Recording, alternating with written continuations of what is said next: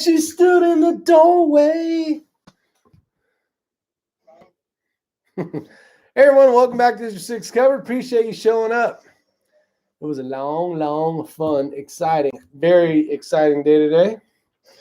And we'll wait a few minutes for everybody to jump on in here. It was a very fun day. And for the 16 of you, math has changed. For the 14 of you that have showed up, to give a thumbs up. 19. It's going backwards. There was 33 in here a minute ago, and they all decided it must be 9 o'clock. Welcome, everyone. Appreciate it. Let's see. 45 auto wins again. Thriller Rob coming in second. Sig Boy. We got John Townley out there. Sig Boy says, I beat one of Thriller Rob's by 1 second. The competition is fierce. You'd think that Rick was giving away ammo. Yes, I saw that. John Townley's here. All right. Thriller Rob is in the house. TB, what is going on, my friend? DW, Carrie Emery, better known as Got it right. Amore. And we got Dryans out there. We got Steve Healy, Jared Parker. And we have Nancy Mink. Welcome. Skulls out there. Andy Lau. And we got Andrew Lowe, yeah. Andrew Lowe. There it is. Brian Marks, Richard Arthur, Patrick Smith. And I'll get your guys' comments here in a sec. We got Orson's out there. We got Gamaliel Ortiz. What's up, Gamaliel? Everyone else. John Kreideman. He saw lead miner 44. And if I missed you, go ahead and type some in the comment section. See if we got any questions out there. Someone said Rick is giving away out boxes of ammo. No. We actually went to Palmetto State Armory today. We did. Did a little shopping. Picked up a few things. Yep. Actually picked up a handguard and an upper. Let's see. It was a stainless steel barrel, 5.56. Full kit, which is pretty cool because I got a bunch of lowers sitting around doing nothing anyways. And for the price you can't buy, we were talking about this earlier, you can't buy a bolt carrier group or you can't buy a few other things, a barrel, all that stuff for the price of these kits. Correct. I mean, we went and function tested them. They worked perfect. And shot well, no problems. And we didn't do any zero kind of see what kind of groups we could get with it yet. But well, this was after the performance center. So this was after we're actually dead tired. We just got done eating. And Ray finally tried something that I've been telling him for a couple weeks now. The pork chop. Get the pork chops.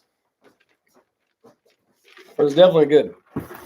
So he ended up ordering it, said it was amazing. And I said, I already told you this. I had told you this already. All right. So like you guys, one of you guys had commented, I don't remember who it was now. They're like, I waited all day for you to go live. And you know what? Where were we at when we figured that out? We had already left. We were already gone. I think we were in the parking lot at PSA, and I was like, hey, you never went live today. Yeah, and I'm like, no, we were eating with that's right. With Jonathan. And he was like, oh, man, I forgot all about it. It was just so much fun. It was so much fun, so much stuff going on, and it was amazing time. We'll get into it. What's up, Chris? I do have a video I'm going to release after this chat, and I don't want to do it now because then everybody will leave the chat, right? So I'll release it, and and you guys can watch it afterwards. There you go. Kind of showcases the whole experience today. You can see my driving abilities. Your skills. My skills. Let me tell you. Oh, let go. There was a lot. There was a lot going on. So whoever had that bet out there that Rick could drift or couldn't drift around the skid pan. Nope. Skid pad. I screw that up all the time. Same amount of letters though. That's pretty good. Skid pan is underneath your vehicle. Skid pan. The skid pad is what you drive on. Yeah, there exactly. You go. Danny Young, welcome. Yeah, so we had a lot of fun. And first thing we did was we got there early. We just put a little Got some B-roll footage. No. We got chased out by security first. Well, we did get chased out. Sir, you can't park that truck there. No. I said, it's okay. It's okay. I know a guy. I know a guy. That's right. Yeah, so that's actually true. We got kicked off, but we didn't actually. Not officially. Yeah, once I did some name dropping, we were good. Yeah. I said this has all been lined up. They said I'm part of the Beatles. Isn't that what you said? I did actually. And then like, they're still Rico Suave. Rico Suave. Yeah. Couldn't tame the hair, so I threw a bunch of gel in it. You slap it on I had there. this freaking alfalfa thing going. Look at that. It looks All like a duck. day long. Bark, bark, bark. What the hell? Did you just figure that out? And you did not tell me. Oh, I told all freaking day today. And I look and I'm like, what the hell is that? I said you look like alfalfa or something earlier. Yeah, but I never heard it. Anyway, whatever. Craziness. Craziness. I'm glad you could find something that could tame that madness down that you got. You know what? I didn't have time to get a haircut. Hidden steel. Nor do I want one. I need a haircut. Look at that. I think my hair is a mop. Man, we look like a bunch of rough old men. Look at this gray hair. So we showed up early. We got there. We went to McDonald's first, and he didn't even touch it. Yeah. As a matter of fact, he ordered, and I'm thinking, I'm just over there eating. I ordered chocolate chip cookies. I didn't know what was going to happen. Like, I'm like, nah, I'll wait. I'll eat it later, maybe. Dress flannel. No, Tyler, I did not wear this today to the Performance Center. This is actually like a jacket. It's like this woolly booger. Yeah, he was all decked out. Yeah, and then we built rifles later. I had to change because I want to get grease all over. Grease all over. So it was fun. Drew Bradley, hello all. Big shout out to Cool. That's right. For providing the clothing. Just a sponsor. Got to stay warm somehow. So we did that. We showed up. Kind of checked out some of the cars. What was that car? It was an M4. So today on the track, what we decided to choose. No, the one in the front. Oh, that was an M4. Yeah, it was an M4, and it was a competition model. And this thing kind of was actually.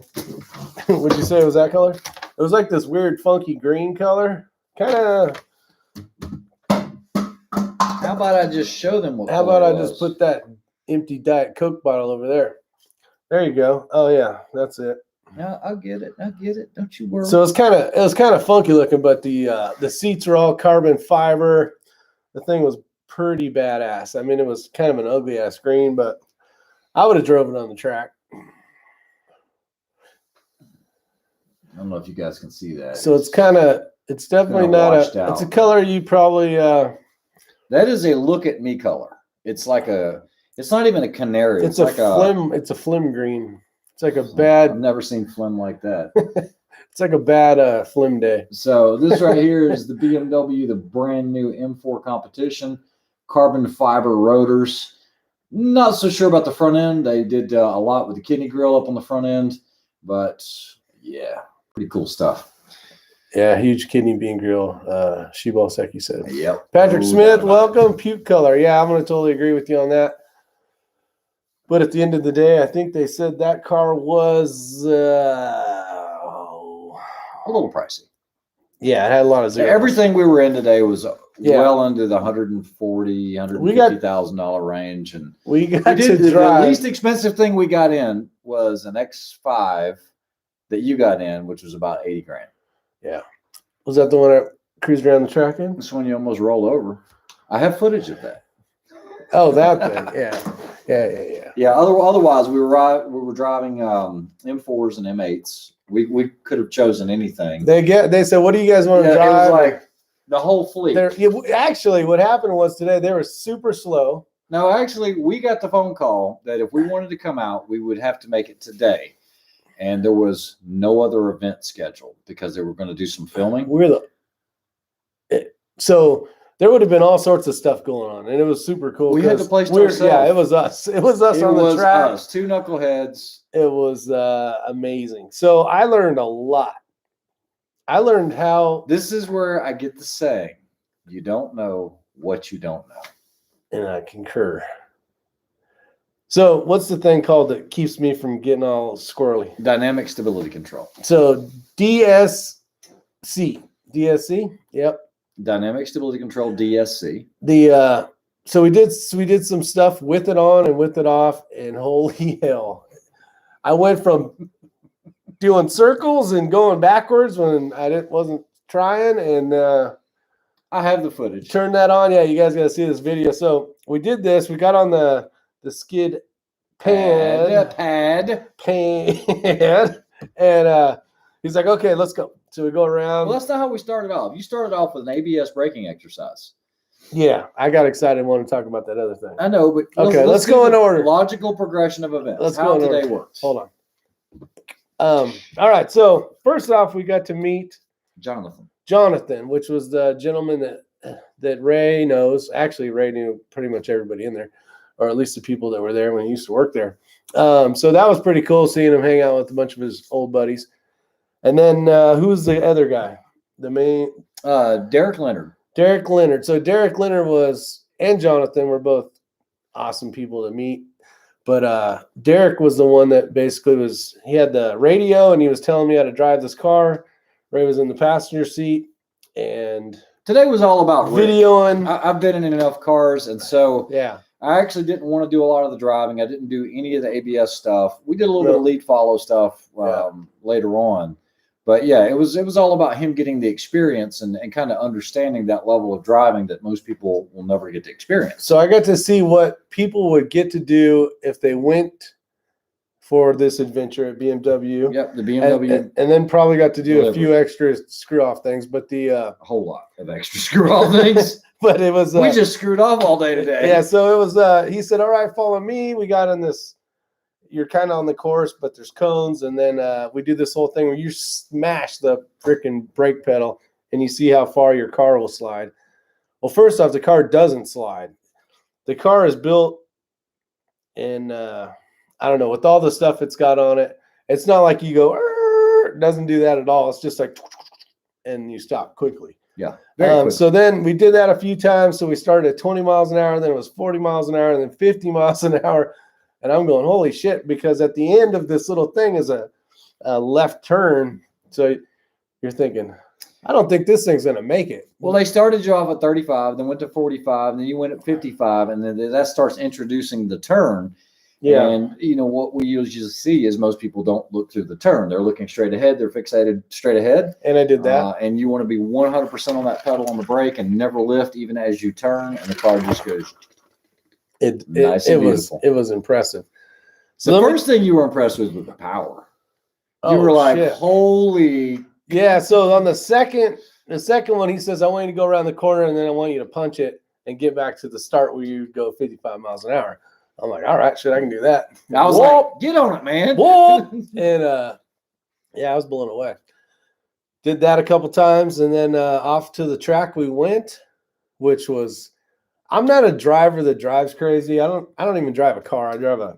Yeah, hold on. When we got done, you said something that... Oh, at the end. It made my ears perk up because he was like... We'll get on it later. You know what? Now I see why these guys drive cars. Yeah. See, I always thought grown men should drive trucks. Yeah. But I see why they drive badass cars now, too. So... So Rick, I guess Rick, when he gets older, will be that guy that drives around in the Corvette Z06 or something like that.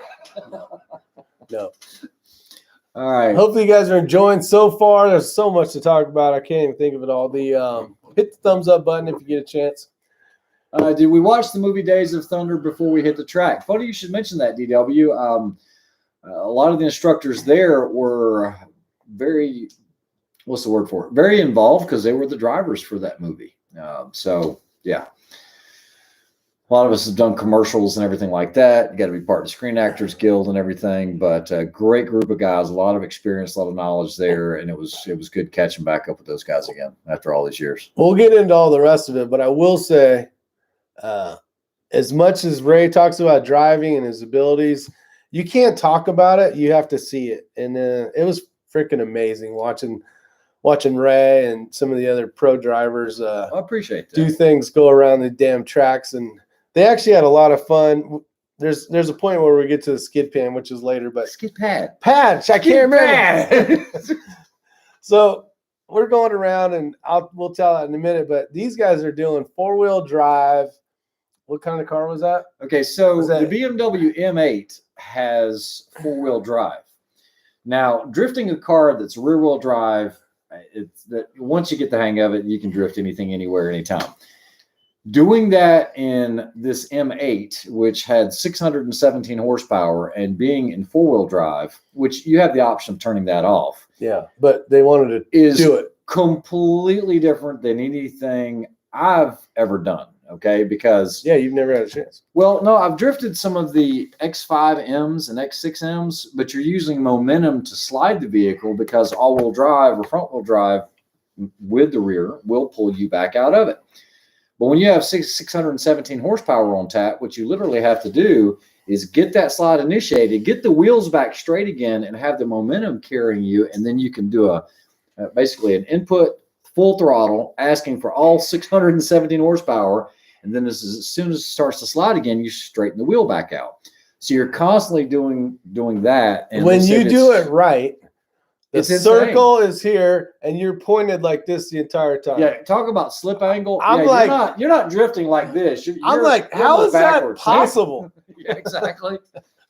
It's like a Ken Block video. I'm like, yeah, it looked like you were stuck by a magnet and going around. It was super impressive, but I'm like, even the other instructors were, the one guy, it took him a while. Jonathan, he was giving it hell trying to get this thing to drift with all 4-wheel drive, and I'm like, wow. Actually, Ray caught on pretty damn quick, which was pretty impressive. Yeah, so like I said, when you get in these big beasts like this, and now, guys, there's almost a disconnect in the cars because of technology and the advancements. You have a lot of fly-by-wire where you don't have your steering wheel and rack and pinion that's going in. You literally have servos, and those servos, your grip at your steering angle is telling this box by remote, it's fly-by-wire, on how much angle to give it. And so there is a slight disconnect because you don't get that feedback because you are disconnected from what you might be used to. So it is different. I would say that if you didn't have all the electronic gizmo gadgets, and I'm talking all these cars, I'm talking the badass Mustangs, the Corvettes, the Camaros, all the cool, crazy stuff. High horsepower. If it did not have all that shit, 98% of the people would not be able to drive it, keep that thing straight on the road. There'll be a lot more collisions. Yeah, they're the computer components that let us horrible drivers, meaning myself. Well, tell them what Derek had you do with it. So we got on we didn't talk about the other part of the track yet. So after we did the brake, the ABS section, now we're on the track. And it was kind of a free-for-all because it's like, whatever you guys want to do kind of deal. So we followed Derek. We followed Derek along the course. He has a radio in our car, and he's telling me, like, okay, you want to stay over here, and then as you get to this cone, he's basically telling me how I would take this course in order to go fast. Correct. Now, this was not a driving school. This was a chance for Rick to have fun. Yeah. It's very, very rudimentary instructions. I mean, it's I was like, hey, script enough. Here's the keys and rock on your sock. It wasn't, here's your turn in, here's your apex, here's your track out, this is where you need to be, blah, blah, blah. Here's your brake markers. There was a slalom course set up, which Derek said that you needed to throw a $20 bill out the window for the guy that came out and reset the cones. I only got one. Cat and mouse. I only got one cone. And Stribble comes around the corner in the M8, just tick, tick, tick, tick, tick, tick, tick, tick. You just see cones just flying like this. That's the professional driver. I only hit one. No, he's not a professional driver. He is a BMW employee that is a product specialist for BMW. But he can wheel a car. Oh, he can wheel a car. Yeah. It was fun. So Ray's in here videoing me on the first couple laps. And then he's like, I'm going to get out and, record. I'm going to get in the other vehicle. So then the guy that I was following got behind me. And now it's me trying to haul balls and have fun and stay on the track without killing myself. And how did I do for a beginner? You did okay. No, you didn't suck. You drive like most men would drive. Yeah. And in the beginning, what you think's fast, within 10 minutes, you realize how slow that was. Yeah. Just a little bit of instruction, Learning or even me being in the right seat, because you don't realize how much grip and how much throttle you have. So there's a lot more things to take into account. Camber of the road and everything else for how much grip. So once you exited the slalom course and you started going around that right-hand bend, that's not, negative camber, it's positive. So you have a lot more grip on that downforce. Oh, so that is. Oh, yeah, there's a camber there. And so he goes through there. I'm like, gas, power, and then he starts picking it up, picking it up. And he's like, you don't know what you don't know. No, well, you don't go 100 miles an hour on your first lap. You gotta learn the build up to it. You gotta learn the track. But he did really well. He stayed in control all day, and he was driving as hard as he felt comfortable.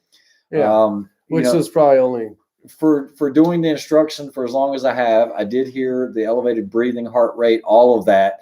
I could hear it as you were driving. I mean, you can tell when somebody starts pushing. I mean, all that stuff. It would have been cool if you'd had your watch on to see how your heart rate. I did have my watch on because I could hear the breathing got real short, and I was like, this is pretty cool. Well, you would go from having like 15 seconds till the turn came up to you're there. Yeah, and it'd be like as your laps kept getting faster and faster, I was like, this corner is already here.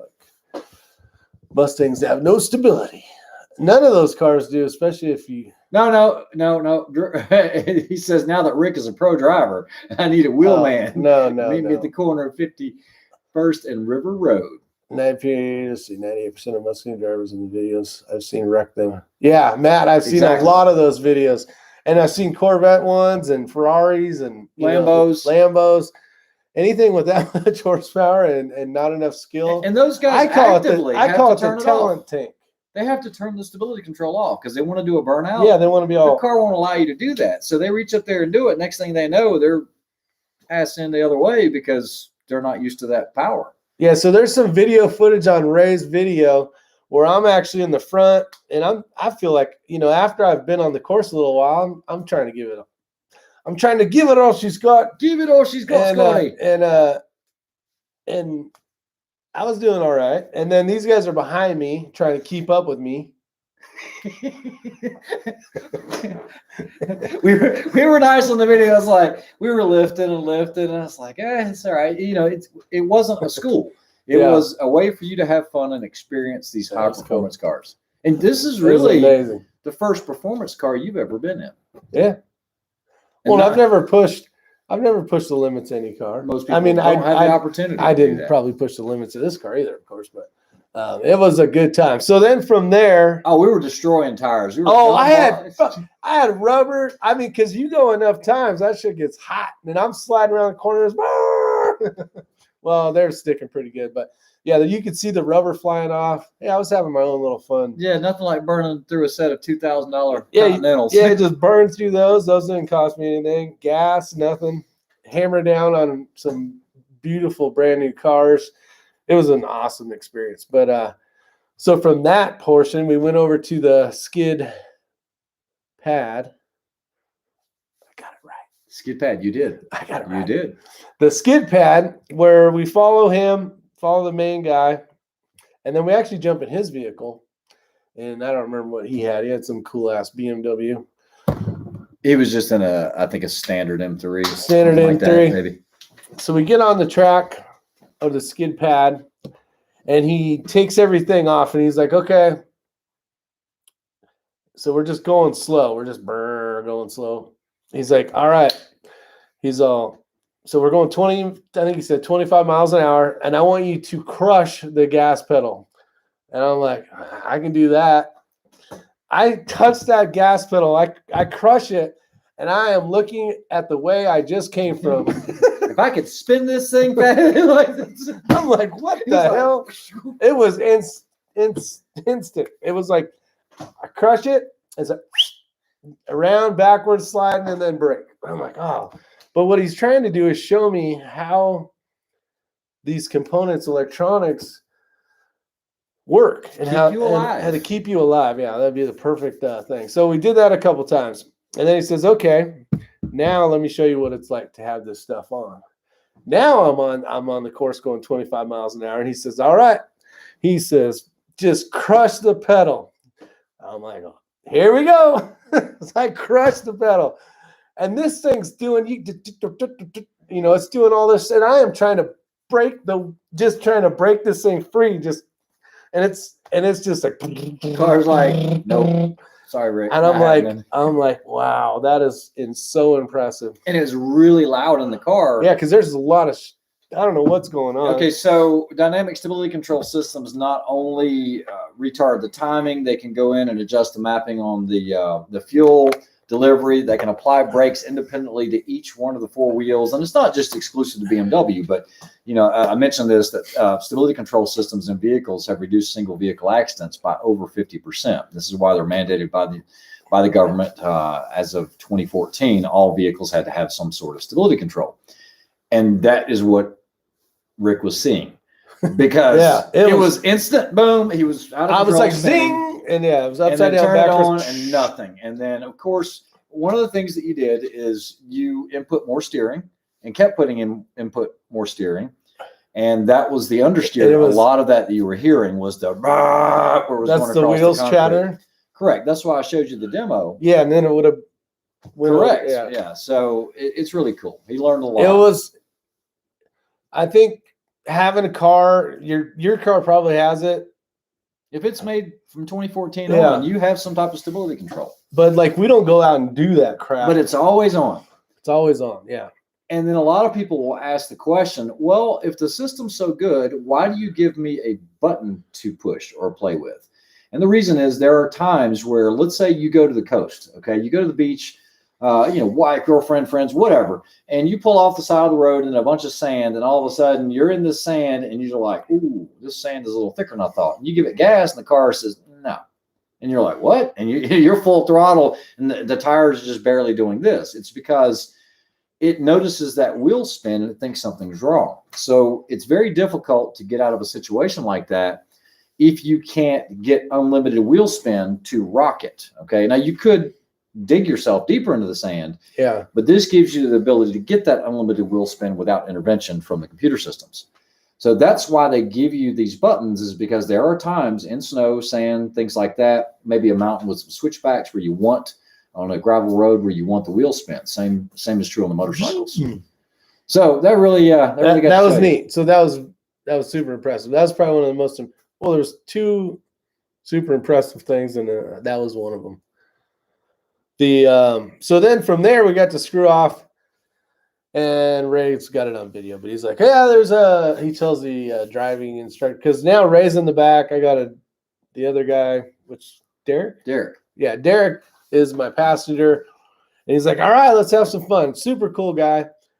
And he's like, all right, let's do this. And then Knucklehead in the back says, well, he says, what do you guys want to do next? Yeah. And I said, well, there's an internet bet. there's an internet bet that Rick can't drift this car all the way around in 2 tries. 2 tries, yeah. And so here we go. DSR or whatever. DSC off, dynamic stability control off. Yeah, that was off. What do you guys think happened? Yeah. Was Rick able to drift it? Now, yeah. Remember, you came from a off-road dune buggy, getting it all sideways background. Yeah. I'm going to let you guys guess. It was a fun day, man. I'm actually a little bit tired. It was. We got out really early. And then we made the side trip to go to Palmetto State Armory. Hitting Steel says that system got me stuck in the mud. It wouldn't let me muscle through it. Yeah, correct. And so a lot of those times you want to turn that off. And Tyler Orth, that's a perfect analogy there. You don't want it in the snow when going up the driveway. Sometimes it can help, and other times it will not help you at all.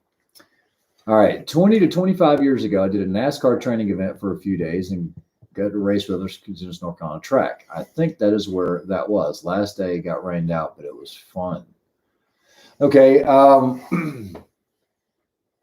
probably a different type of driving. I know 20, 25 years ago, if it was a NASCAR event, it was probably, if it was in the East, it was probably at, let's say, Lowe's or Charlotte Motor Speedway. Oh, I still got another try. Well, one gave you 3. The other one said 2. Well, I like Joaquin's better. Rick, no. Ray nailed it. Say yes, second try. I would love to say yes, second try. No. You made it about that far. I think I went backwards. You did go backwards. I definitely went backwards. Matter of fact, there was one time you're sitting there talking to Derek, and you're actually rolling backwards. I'm like, break, because you're just rolling off the track backwards. Yeah, whatever. But it was worth it. Oh God, yeah, it was so much fun. Yeah, if you ever have an opportunity to do that, guys, if any of you guys are, let's say, car enthusiasts, I know there were some guys here that were into racing and whatnot. If you ever purchase a BMW for whatever reason, maybe your wife's getting one, I don't know, or you have a friend that's getting one, tell them not to buy it from the dealership. Buy it from the dealership, but tell them they want to do a performance center delivery. It's free to them. It costs them nothing. And all you gotta do is fly there. All you gotta do is get there. Yeah, drive there, Uber there, drive fly there. And then you got hotel rooms for free, dinner for free, lunch for free, I think. And track time. I think I'm just gonna buy a BMW and then just sell it 2 weeks. Just to do it. You're gonna lose some money on that one. Yeah, I'm gonna lose some serious money. Kreideman, you need a BMW? I'll order it for you. I got your credit card, by the way. Maybe I'll just get 2. Let's see. It was so much fun. There's so much to talk about. So we did the skid pad. I love getting this guy pissed off, and my memory sucks. And then you got to get into the grocery getter. You got into an X5. Yeah, I was actually impressed with that damn thing. That X5. Most people are. X5 is this grocery getting damn SUV. It's a nice you car. know they make those things with 500 plus horsepower. Yeah. We could have gotten more of those on the track. Okay, yeah, that would have been fun as hell. Anything on the track would have been fun. That's true. But one thing that's cool about this is, I don't know if it could outwheel my 4Runner just because of the clearance and stuff. But what it's able to climb, and I was at 20. Did you get any video? Is there any of that in there? There is some video of that in there. It is, and I've already got it uploaded. Like I said, as soon as we get done with the chat, I'll go ahead and post it on my channel. But yeah, we actually have some of that. And I think you were at 28 degrees. 28 degrees. So there was an off-road course, I was like, this is gonna be dumb. And it was okay. 28 degrees at the top of a hill on 2 wheels. 2 wheels, yeah. I mean, it was. Those were some of the cool things, but I'd rather be doing like 60 in the sand wash and jumping or something. But it was pretty neat to show what kind of look. It's basically a test to show what the frame and the body do and all that. So just so you know, for us older folks, all the vehicles had a frame and it had a body that was mounted to it. 4Runner still has one of those. Okay, the BMW, like the X5 and the X6, it's basically a monocoque. It's a. Did I say what? You said monocoque. What the hell? It is a unibody construction. This is not a kid friendly. Where the entire body is the chassis system for it. Okay. And by doing that, you're not having that torsion, that flex. I mean, if you've ever taken a truck off-road and been serious off-roading with it, bed bolts will pop out and everything else because of the torque and all of that. That's not the way the BMWs work. It's one solid shell, if you will. Yeah. And everything's attached to it. So what they do is they put them on obstacles like what they call the frame bender, where you've got opposed wheels, like this. where you're putting a lot of torque on it. And when you have that going on, you can still open and close the doors, the back latch, everything. Yeah, I even tested that out too. Yeah, I saw you do that. You go through this little like made pool thing. So you're kind of driving in the water. It's a water crossing, yeah. Yeah, Deep water crossing. Yeah, it's like 27 inches or something. No, I think the beginning is 18, and then it starts to get deeper. Yeah, a little bit deeper. And then you go from there. You get with wet tires. You go straight up this little mountain, which is kind of cool. And then you get all off camber, and so it kind of shows what its capabilities are. Which for wheeling, it's damn impressive. Like I said, the all-wheel drive system on those. I would not want to go wheeling in one of those because they're so expensive. We have. Holy crud, we have. I'm just saying, I wouldn't want to spend. What are those, 80, 100 grand? They can be, yeah. And or more. And go thrash it on some thing. I'd rather go beat up a 4Runner or something. So after we did off-roading. Then we did a hot lap. Yep. So then the Derek, he takes you in his car We drove an M5 competition. M5 competition. This thing is badass. So then we jump in this thing, and then now we're on the big track, and he's doing a hot lap, which is I don't even think you drive straight. Everything's, no, you don't. Everything's sideways. It's not the fastest way, but it's the most fun, and it sells the most t-shirts. It's cool. We got smoke and shit flying up, and and he's doing what's that thing called? The flea flicker. He did a Scandi flick. Scandi flick. Yeah, where you. You're going that way, but you go this way. It breaks the wheels loose, comes back around. It was fun. It was a lot of fun. It was a good time. So everybody go buy a BMW for. Dang, we just thought this channel was expensive. Yeah, I'd rather buy a Voodoo than a bazillion-dollar car. The cars are amazing, though. It was a good time. Then what happened? Then we went over to the Zentrum. Yeah, the Zentrum is German for museum. Right? Yep. And it's BMW's museum that I've driven by 100 times going to the airport. But you didn't know it was open to the public, and you could. I didn't know it was even a museum. I just thought it was part of the big building. It's right the city. The city, yeah. The BMW plant, or part of it, the part where they make quite a few models now, right? Yeah. I think there's 3, 4, but it's right along the 85. And I've driven by it a bazillion times, and I just figured there was a plant that made cars. Yeah, I didn't know they had all that cool stuff. So that's kind of neat. Scandi flick, Swedish porn, 45 auto says. Let's see. The new Bronco is a body on frame. I like the new Bronco. Other Tim Davis says the 4Runner is good for 30 inches before you need a snorkel. And Tim, the thing is, and I agree that's the legitimate information. BMWs will do a lot more than that as well, but that's not something the manufacturer likes to put out there, because a lot of that is based off speed. Most people hit water crossings too quickly, and it doesn't matter what you have. You take water into that intake system, now you're getting it in. Water doesn't compress too well, and you have a problem. So what they do is they keep it safe so that if some knucklehead does floor it or creates a wave, it used to be a lot deeper, and the problem with that is if you have this big caravan of people and someone for whatever reason stops, those door seals are great as long as you just keep moving. Okay, it's kind of like a boat with a plug hold. Yeah. But the minute you stop, water is going to find a way in. Okay. And so that's happened a couple times, but that used to be a really deep water crossing, and you could actually see it where it would actually come right under the hood. So the fun thing would be to go through if you had a caravan and then stop. You would be that guy. Then the guy right behind you would be like, "Hurry up! My shit's falling." Yeah, until you figured out, hey, there's 10 vehicles back there worth about $100,000 each. That's about $1 million. Yeah, that would be expensive. Ouch, that would suck. Yeah, so they've got to cater to the lowest denominator, because sometimes you'll get people in there that, let's say they're older, they're well-to-do, they really don't want to go off-road. It's just part of the program. It's to get to their house, maybe, or something. Well, no, it's to get over to the museum, because what we did today was the order of events. And some people, whoa, man, you put them on that. Oh, the one that, Josh said there's that one part. It's like the beginning, and they're like, nope. Yeah, they'll get out. They're like, no, I'm not doing this. Oh, yeah, we're not going up that hill. And the hill's not even very big, but it's steep, and you can't see, and there's like a fence about a foot on each side of the door. So if you ain't got your game on, Bad Billy says we should have got the 740 and just trashed it. Straight trash that biatch. MB Grand Coupe is one of the nicest looking 4-door cars out there. The M8 Grand Coupe, yeah, that we could have chosen one of those as well, Otter. There was BMW makes, it was up to us. We could choose whatever. What do you want to drive? Yeah, pretty much. And I'm like, I don't know. That thing over there, I guess.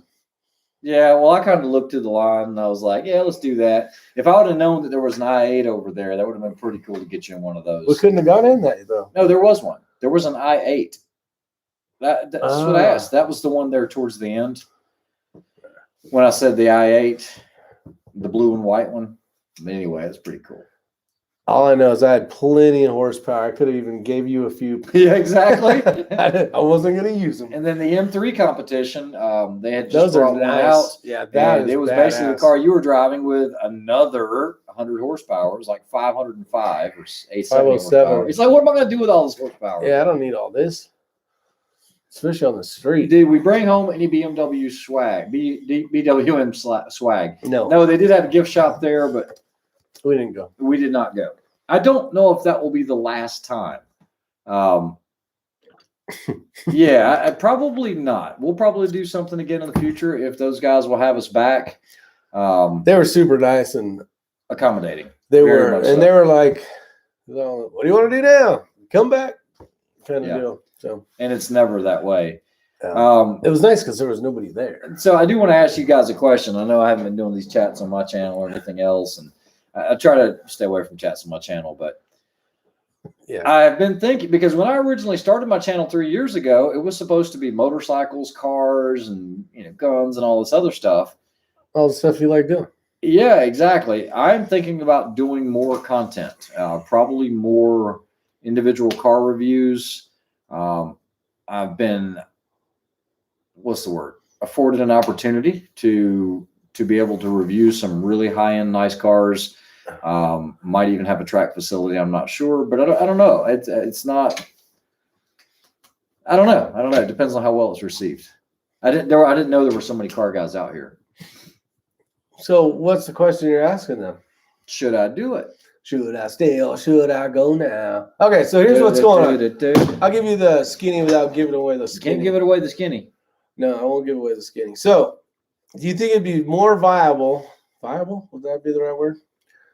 To start a new channel. To start a and new just channel, do cars, or yep. just blend it in with X-Ray.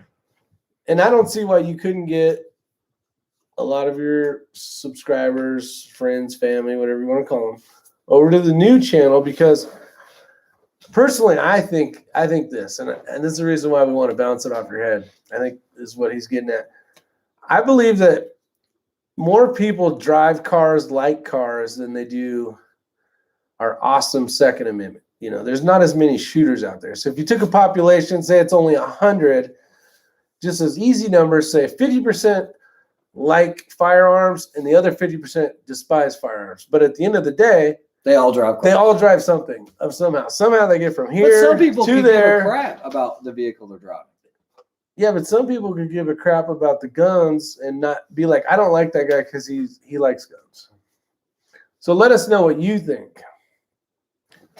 Abigail said vehicle content maintenance because they don't teach that in school anymore. Abigail, I actually did Oil change. Did a video, oil change on the diesel. I was like, how to keep your man card or female card. It doesn't matter. But I said you need to know how to change your own tire, change your oil. Yeah. And the other one is how to jump a vehicle off a jumper cable. See, snowflakes love cars, so you can capture all the snowflakes. Yes, cars Two and channels. motorcycles. See, three. Blend it three in, crowns. blend it in. You have, I don't know how large your channel is anymore. It's like 50,000 something, 57,000. You should probably easily get a good chunk of them to come over and watch your videos. Second channel, the algorithm will like you better. See, Matt Give.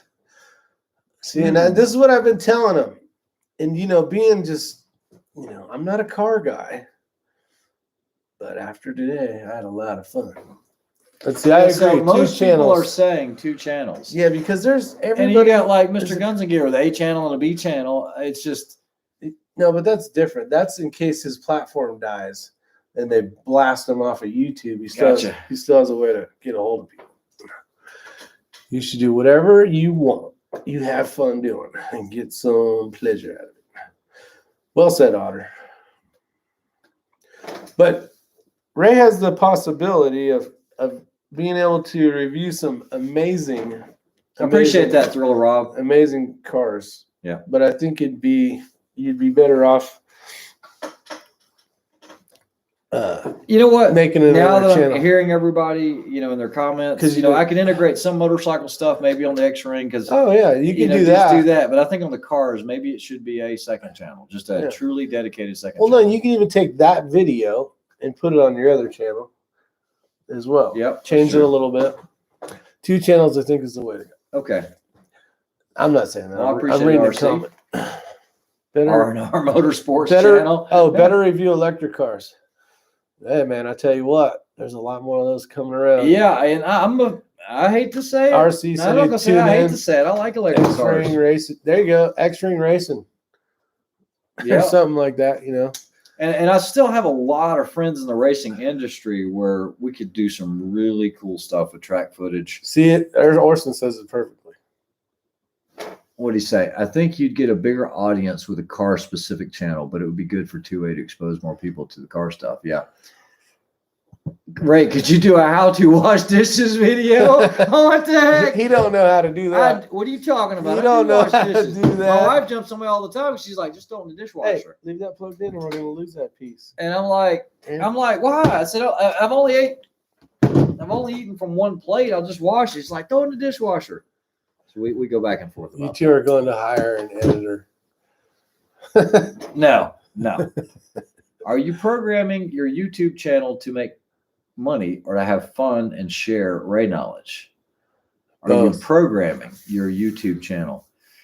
So when I first started this and Rick told me about it, I didn't know anything about monetization. I had no clue about it. I didn't know what the ramifications were as far as, how many, what content you could have. You could play music in the background and all this crap. So I learned from him and KB32 and even Big Meat Sunday, WTF SoCal. WTF. And those guys told me the ins and outs of YouTube. And so it started off initially as, it's just fun. And it still is fun. And I will never do anything other than leave it fun. I'm never going to be pressured by video. I haven't been turning out many videos unless it just happens to work out. But yeah, I'm not that guy that I got to do a video today because I haven't turned a video and it's going to kill my money this month. It does add up. I will tell you that over time, but it's never been a money thing. For me, it's always been about instruction, sharing knowledge. Yeah. And so I think being able to review things that are unique as far as automobiles would be pretty cool. Automobiles. No, and that's the thing. It's there's a lot of work involved in doing this kind of stuff. Cars, X-riding, X-bikes, X-guns. X-ring equals gun. The thing is, John Townley, I think you'd be amazed at how many people are big car enthusiasts. And I was telling Rick, guys that are driving around in these M3s and M5s or just cars in general, guys that have Mustangs or motorcyclists especially, they're into firearms.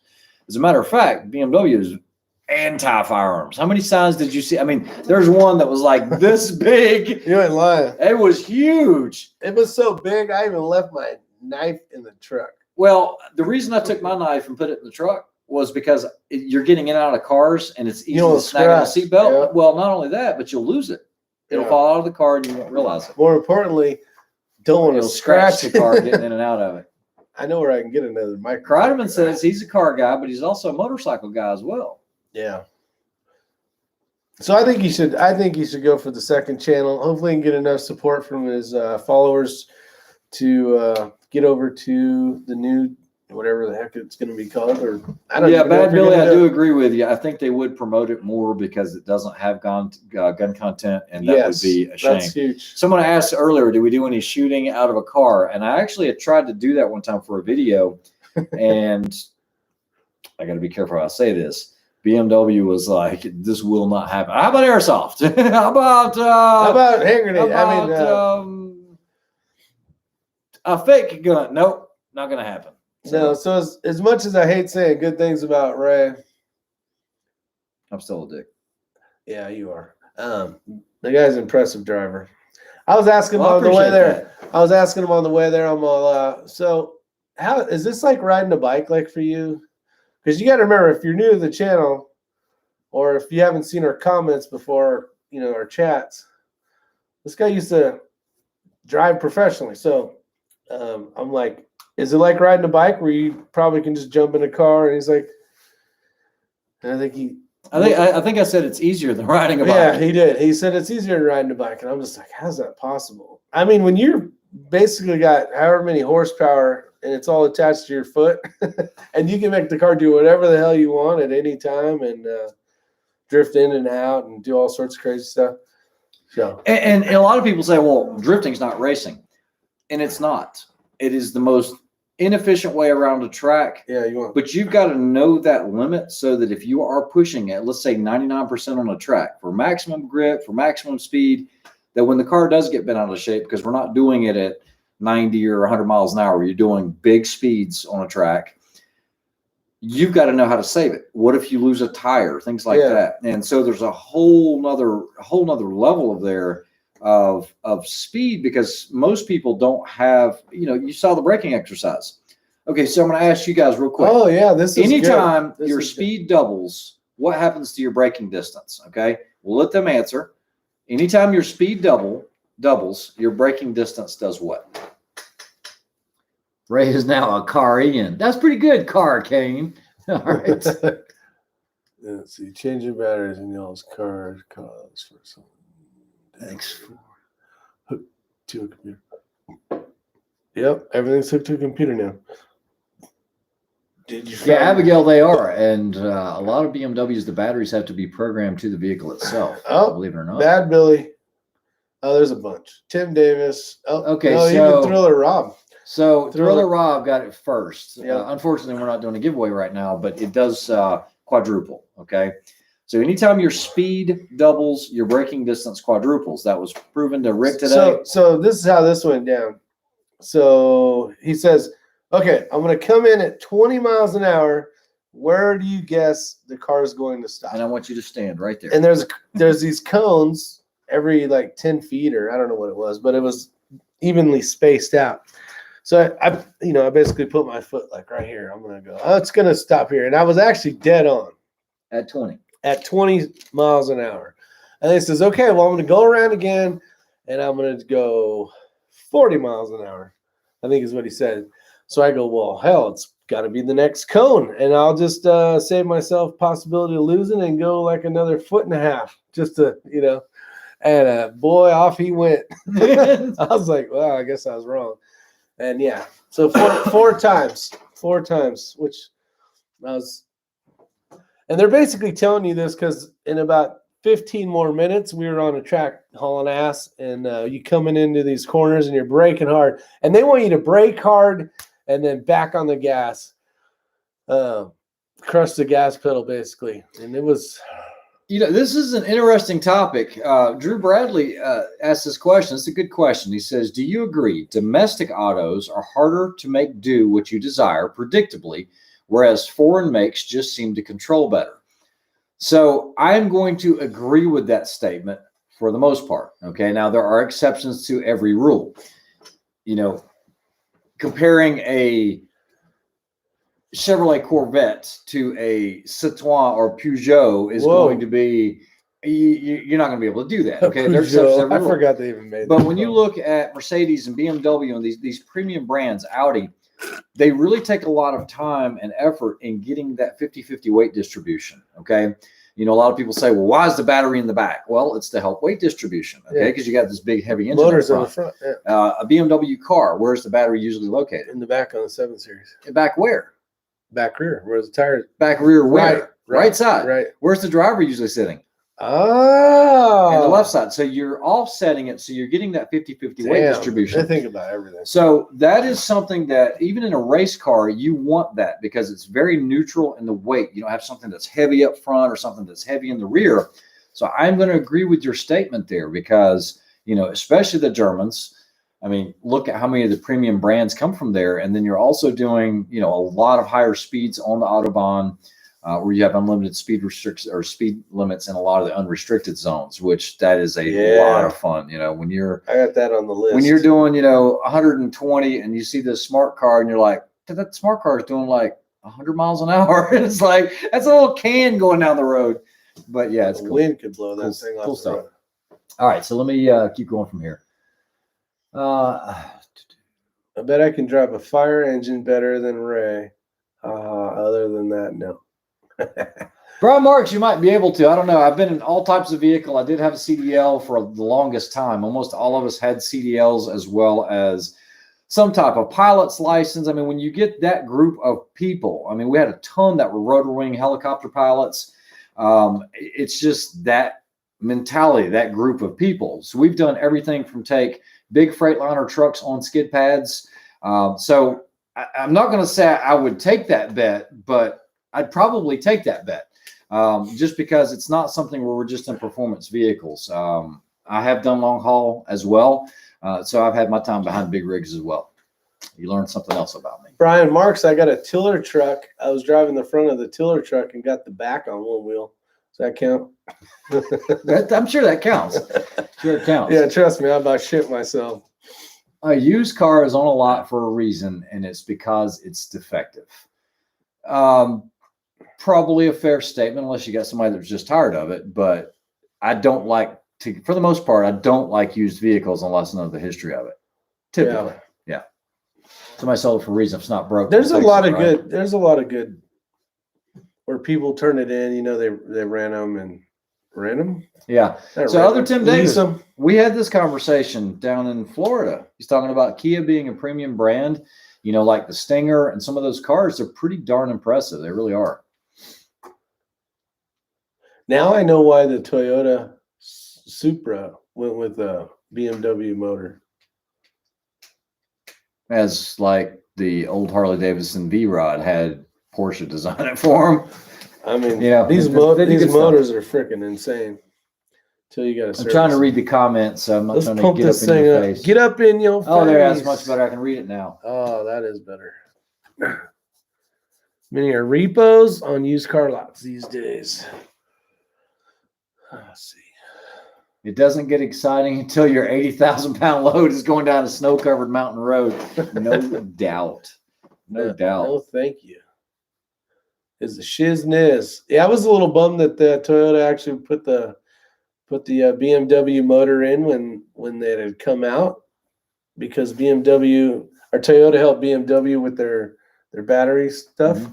So they did kind of a swap deal of engineering, and I was like, why would you do that? Because Toyotas are so reliable. But now I know why. Their motor's freaking badass.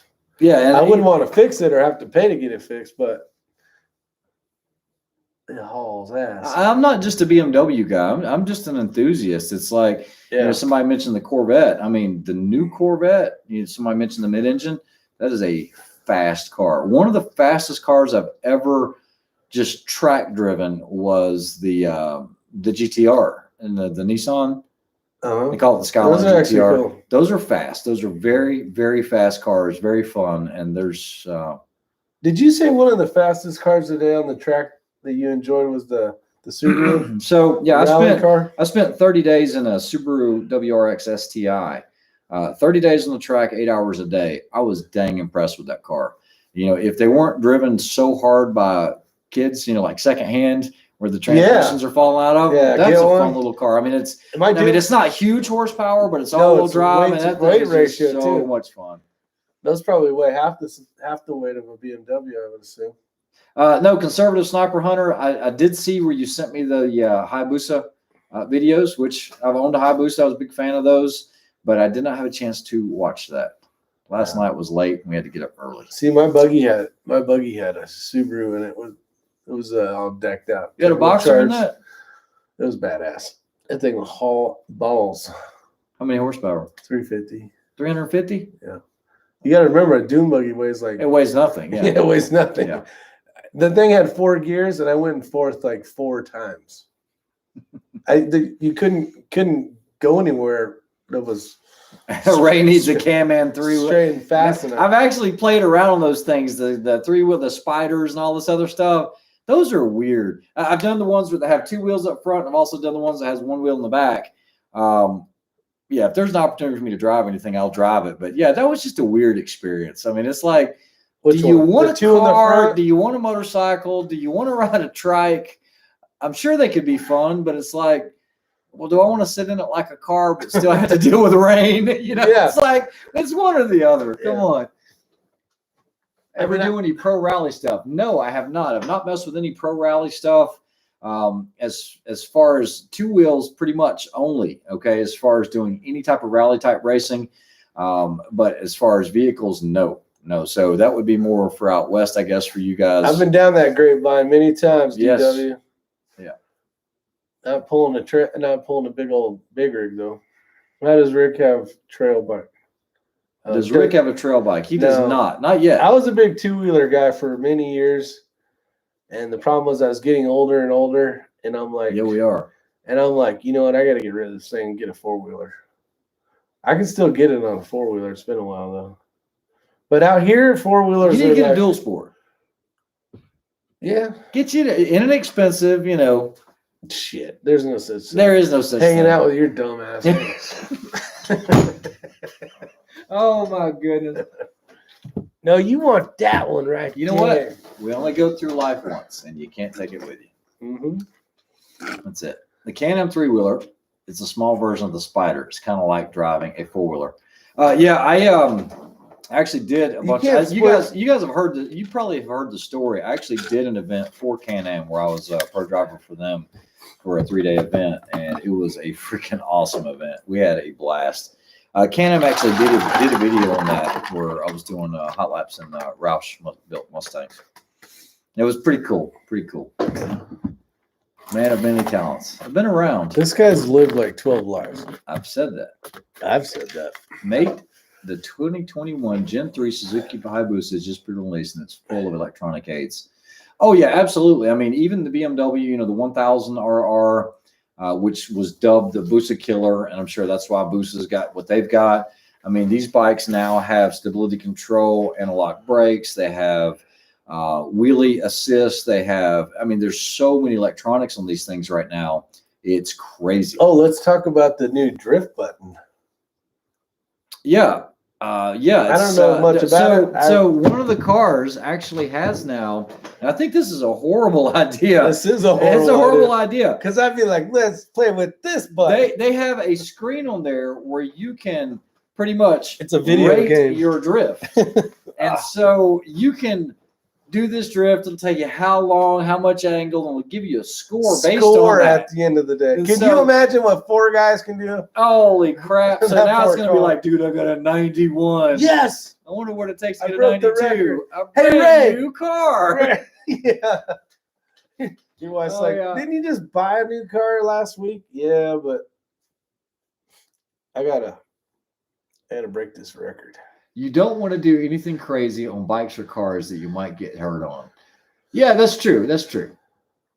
Using the front brake activates the rear brake of the new Busa. So conservative sniper hunter, the BMW GSs, even the older LTs did that as well. And they also had it where you could use the rear brake and it would activate the front. So if somebody didn't have the experience and they jammed on a ton of rear brake, the bike would know. It was like, oh, we got a problem here, and it would apply front brake.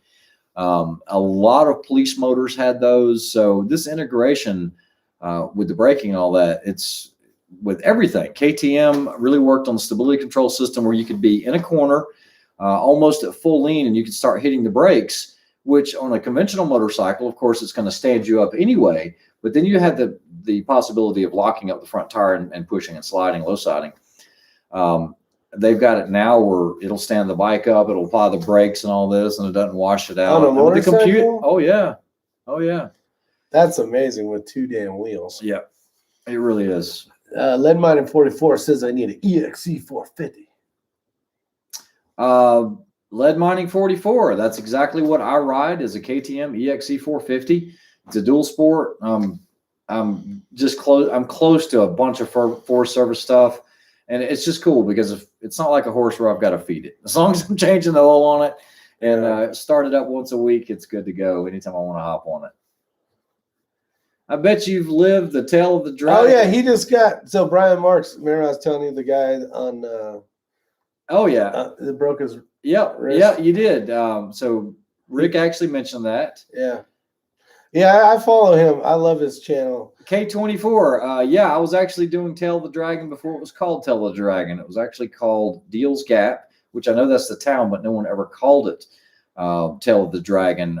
It wasn't until Eric Buell and those guys with Harley Davidson did a giveaway that it really started getting popularized. I mean, we were riding that back in the, in the 80s. I mean, it was a great section of road. We actually used to take race bikes up there unplated, and it was a place to kind of like test and tune. Cops didn't mess with you or anything else. And you'd see guys full leather, no plates, no lights. It was a test and tune day, open track day. And it was in the middle of nowhere. They would say they didn't care. They didn't care. There was nobody that went. In those times, there was nobody that went. The store that's there now was there, but it was an old, rundown, rinky-dink hotel. You wouldn't want to stay there. You'd sleep in your truck, or you'd camp out. And it got under new ownership. That bad? Oh, it was bad. Gotcha. Oh, it was like, you want to talk about banjo playing? That's what it used to be out there.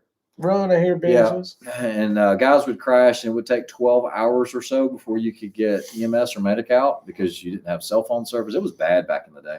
A lot of people died of it. But yeah, it's a great road. But if you know North Carolina, there's a lot of other roads that are almost as good as the Dragon, or what people call the Tail of the Dragon. See, we have Ortegas in California. Yep. That's I would assume I've never been to the Tail of the Dragon, but I would assume it's similar. All the bike guys go there and drag knees and do all that crazy shit. Yep, John Townley, that's exactly right. Put anything on the Tree of Shame? Pistol Pete, I have not, but I've put a lot of other people's stuff on the Tree of Shame. I've also been there for a lot of fatalities. You used to have a ton of fatalities there, and so Tennessee State Patrol started heavily enforcing that. Speed limit actually used to be 55 on that road, not 35, and the road was not in the condition it is in now. It used to have a lot of off camber, and yeah, I've seen a lot of fatalities on that road. Chimney Rock had road races, yeah, way back in the day. They actually had basically a mountain run, and the dirt road on the backside still exists. BMW used to have access to that, and we had keys to the gate where we could take guys up to the top. Nice. Yeah. Yeah, so it's pretty cool. What's that one where they race? Some Pikes Peak? Pikes Peak is another one. That BMW cool. always that shows up cool there. Yeah, you have, man, there's so many good races. I recently watched a guy on YouTube riding his bike in some beautiful country in North Carolina. The scenery is stunning. Yes, it is. Conservative Sniper Hunter. It is unbelievable. I mean, you've got the coast all the way, on the east. You've got the mountains on the west, and, Western North Carolina is really nice. It is. It is beautiful here. That's the reason why I stopped. John Townley said he did it on a CBR 1000 RR. I remember that bike, the 900 RRs, the BMW 1000s. Yeah. Oh, so the temperature this weekend. Rick and I are shooting way of the precision rifle in Mount Pleasant, Tennessee. And I pulled up the weather, and I was like, did I just pick Colorado or something? That's a damn snowstorm. So, because I just wanted to know what it's going to be like on Saturday when we shoot this match. Oh, it's went up. It's went up. We're actually okay. It's now an 87% chance of rain. Oh, it was 13 with a high of 38, and we're going to start off in the morning at about 22. So rain gear it is. Yay. The real question is, are you going to jump a 2021 Ram TRX? No. No, I am not. Chimney Rock Hill Climb. Yeah, that's it. That's it. Chimney Rock Hill Climb. If somebody gave me one to jump, I'd do it. Yeah, you can run the Sandblaster races if you're serious. Yeah, actually, a really good friend of mine, they don't call it the Sandblaster. It's called the something Sand Rally. When I was actually afforded an opportunity to be sponsored by BMW to run in that. Are you talking about on the Salt Flats? No, they have one in North Carolina. It's called the Sand something Rally. One of the instructors from BMW that I grew up doing a lot of riding with, he's originally from California. He's actually won that multiple times. He's also done the Dakar a few times. California used to produce a lot of good motorcycle riders. Oh, yeah, absolutely. Absolutely. Take your toboggan. I will have my toboggan. Rick, there's a guy on YouTube that jumped one like 15 feet in the air. I've seen guys jumping those Raptors on YouTube, and they completely destroys the vehicle because they land on the nose and it kind of folds it up. Who does that? They're just not doing it right. No, who does that, period? I got a buddy that used to get a brand new Ford truck every year. Yep. And we would do that all day long, every day.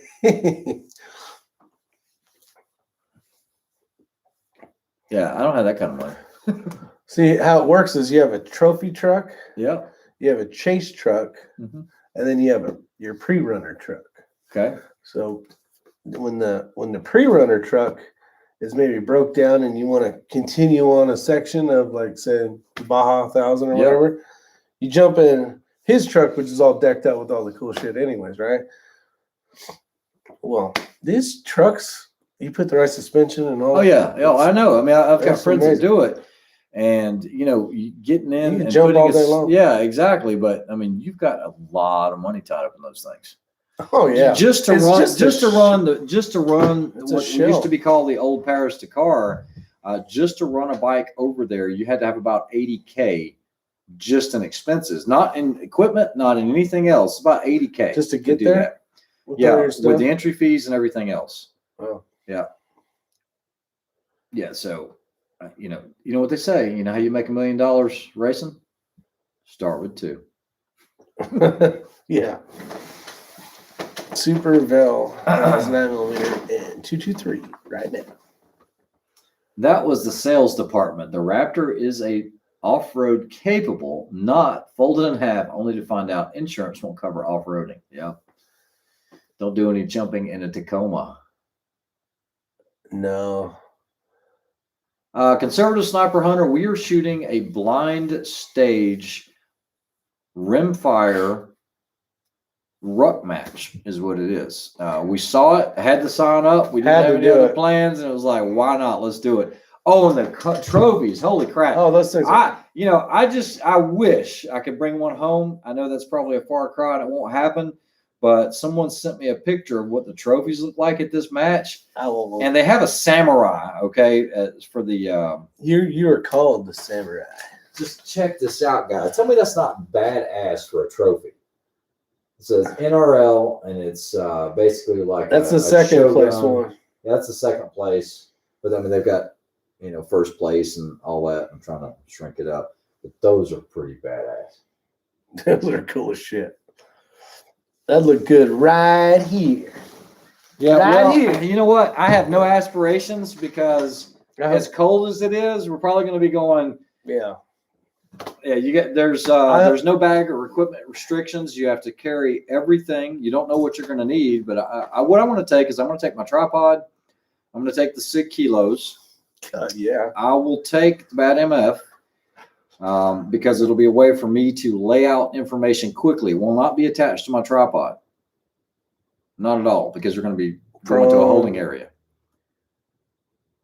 Yeah, I'll have it attached to the back of my pack. I'll have the rifle. I'll run the Sky bipod. I need to borrow your other backpack too. That's fine. Whatever you need. I got backpacks. Hand warmers will be a thing. Yeah, if you want to feel the trigger. What distance will you be shooting out to? It is an ELR 22 match. I have no idea. So it could be anywhere from 300 to 500. Who knows? We don't know. Yeah. There's one target. But you have to find the targets. Yeah, it's kind of like the matches we did on the West Coast. The center fire. The center fire stuff. You have to be able to find them, range them, and shoot them. And then there's one known target that's painted that I think it gives you the distance or something, and that you have to hit, or not so much have to hit, but you get one shot at it as well. Yeah. And then your points are, I don't know how the scoring is. Yeah, it counts as a bonus for you, but it's a 1 shot, 1 kill on that. And Pistol Pete, that's funny. I think you're going to do good on that one because you can spot the targets pretty easy. It is funny how you mentioned that when KTM backed out of the long way down that Ewan McGregor and Charlie Borman did. It was a great promotional event for BMW. It really was. I could understand why, because at the time of that filming, you had the KTM 950, and that thing could be a nightmare. You had problems with the water pump impellers. Basically sucking it up and shutting things down. And it was a great bike, great rally bike, but I don't know if it could have made it back then. 6 runners, I don't know if we're going to be able to get much video. We'll see. Yeah, I doubt it because it's blind stages. They're blind stages, and what they said, we just got an update today because there was very little information on it. Basically, You're going to get there, you're not squatted with anybody, you go to a holding cell, go to a holding cell area, and then you're going to go shoot. As soon as you get done shooting, go to the next holding area.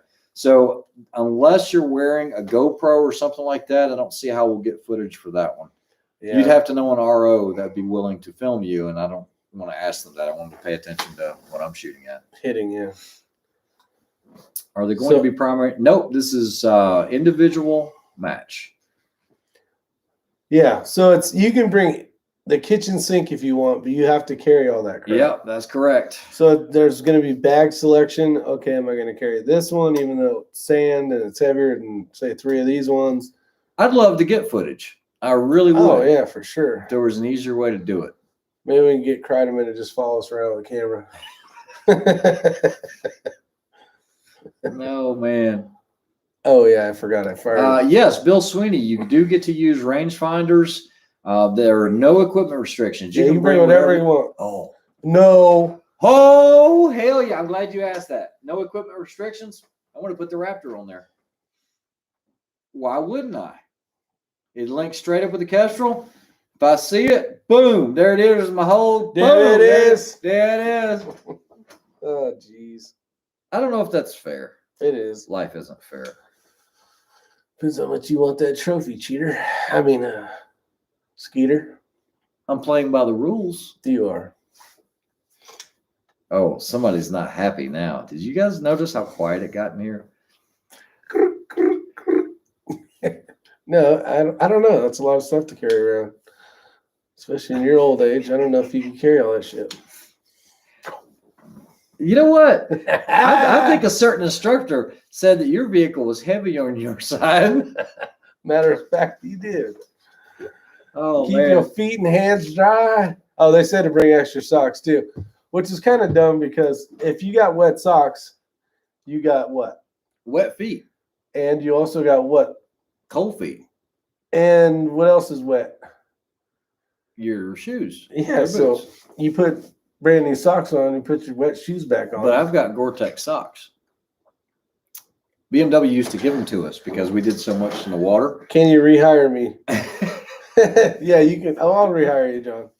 Don't You're limit cheap. yourselves. Rick's face just went sour. It when you said did. that. You guys saw that too. I was like, oh, I know what he's going to do now. Shit. No, Lynn Holt, I have no aspirations of even finishing towards the top. This is going to be a tough one. We've never done anything like that with Rimfire. We literally signed up last minute with no information about the match, and we're going to go and have fun. Jackson's right. You got wet shoes. All right, got my Rimex and Voodoo test results back. Unfortunately, can't tell the difference in the groupings. Oh, I was hoping for a clear winner. That is great information, Tyler. Got my Rimex producer. Oh. Yeah, Brian Marks, it's only a one-day match. Oh, that's right. He was going to get that today, so that's cool. Yeah, cool deal. So what's the deal, Tyler? Which one are you going to go with, buddy? Which one will you be shooting? Shoot them both. Can you rehire me? So awesome. Both. He is going to shoot both. Oh.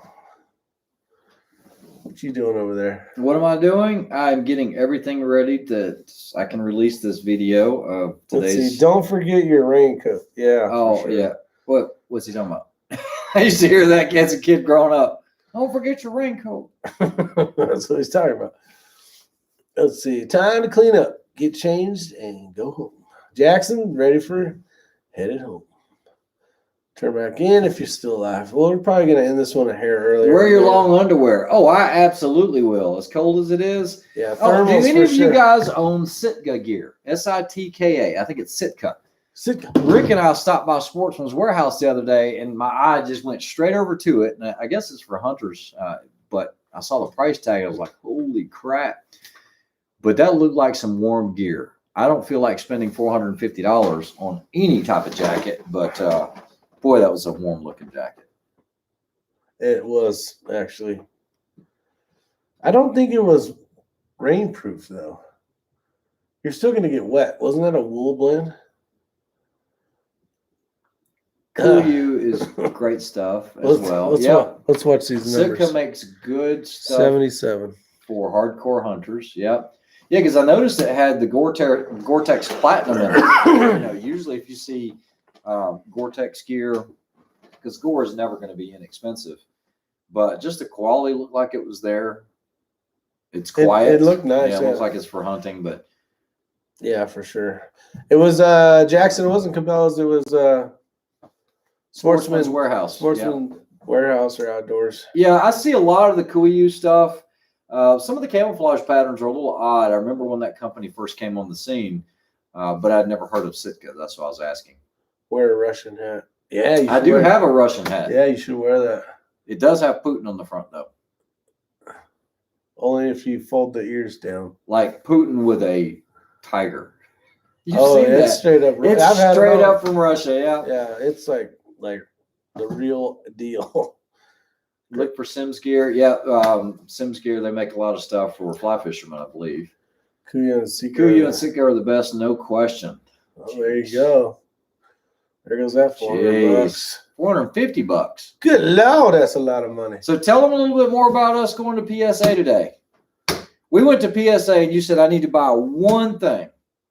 A lower. No, you said you had lowers. Yeah, I needed an upper. He said, don't let me forget, I need to get an upper. Yeah, don't let me forget, I need an upper. And all they had were 2A, the 2A amendment. Yeah, the upper was brand, $240 for a stripped billet upper. That's it. You might have had the forward assist. And so we're looking around, and I know Sam was looking for a bolt carrier group, and he bought one the other day. I think he paid $140 for it. So I'm sitting there and I'm looking at this upper, and we look on the wall. I look at the wall, and he looks on the wall. He's like, "How much is that upper there?" And it was $460 or something. $459. Yeah. And it was a classic, F-style front sight post, 16-inch barrel, 1 7, the handguard, bolt carrier group, charging handle, everything.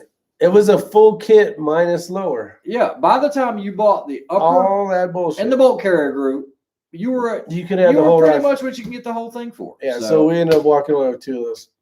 Yeah. And guess what? We built them, and we're good to go. Oh. Hell, my handguard was too. Do we want to ask HRM weapons machinist? Yeah, we want to ask him. What do we want to ask him? No, I'm not going to ask him.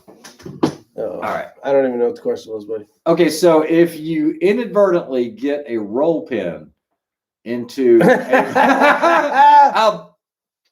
I won't say that. I don't care. Go ahead. Anything I If somebody takes a roll pin and puts it into a blind hole. I was already tired from blind hole, yeah. What's the easiest way to get that out if you don't have an extractor or a reverser or anything like that small enough? Then make the story easier. So that you guys learn. I put the trigger guard backwards because I wasn't paying attention. So the part where you normally just push in and clip it in. These folks might not be gun guys. Let's. Where's that whiteboard at?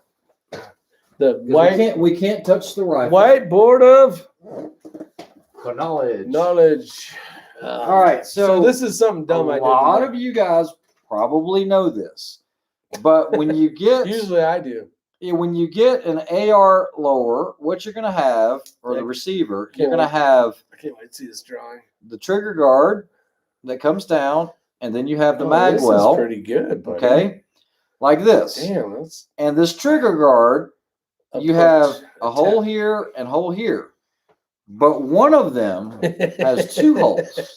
The other one has 1 hole. So on these metal trigger guards, the way it looks is when you have the trigger. Now it has 1 little spring-loaded pin. This goes into the one with 1 hole. Not when I'm building it. So Rick took the trigger guard, placed it in the one with 2 holes, and then proceeded to take his roll pin and slam it into the one that is a blind hole, meaning it is not bored all the way through. Oh, yeah. So now there's about an 1/8 inch of roll pin sticking out, and nothing will grab it because there's nothing to grab. And I was like, you didn't do what I just think you did you? He's like, where? I can't get this mother in. And I was like, dude, flip it around. Can't tap spring steel. Oh, you can't tap springs. I'm just leaving it in there. It looks fine. That thing is going to cut you open one day. Hey, we're going to get it out. That's how you learn. This One is way or why another, we'll I get it buy the out. ones with 2 screws. Bad Billy. This is how we do Copy it. that. File it down. Looks like a dick. Yeah. Get a bigger hammer. That roll pin will go in all the way. Drill bit right size. Yeah, we'll probably be able to do it. We didn't have time to mess with Those it guys today. said you can't drill through. You can get something to get in there. You can get something to probably get it out. I could just smooth it out with a dribble and call it done. You could, but you're never getting that pin out easily. Oh, finally, He's over there like being a blacksmith. I'm like, what are you doing?